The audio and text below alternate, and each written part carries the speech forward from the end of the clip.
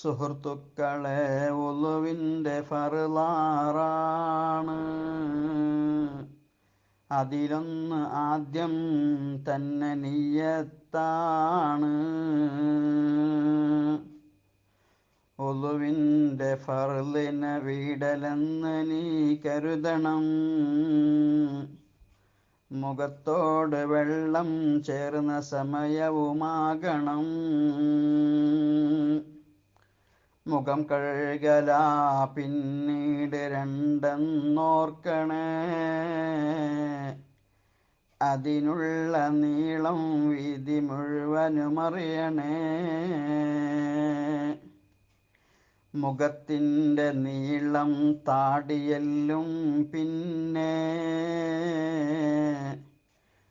തലമുടി മുളച്ചതിനിടയിലുള്ളത് തന്നെ.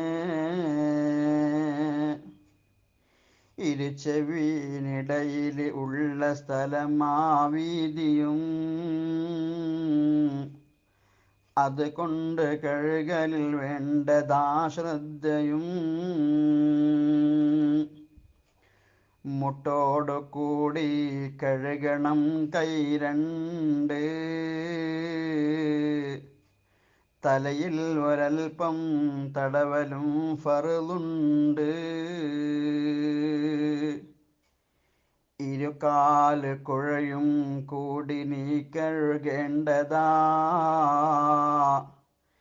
ഇത് ഫർളിൽ 5 ഓർക്കേണ്ടതാ. കാലിൽ തറച്ചൊരു മുള്ള് വെളിയിൽ കണ്ട്. എന്നാൽ അതൂരിക്കളയണം എന്നുണ്ട്. പിന്നീട് അവിടം കഴുകണം ഉളുവിന്. കഴുകാതെ സാധ്യതയില്ല സിഹത്തിന്. ഇനി മുള്ള് മുഴുവനും ഉള്ളിലേക്ക് മറഞ്ഞു പോയി. അതുകൊണ്ട് യാതൊരു കേടുമില്ലത് സിഹത്തായി. ഉളുവിൻ്റെ ഫർളിൽ 6 തർത്തീബാണ്. അത് മുൻ പറഞ്ഞ പ്രകാരം നടത്തലുമാണ്.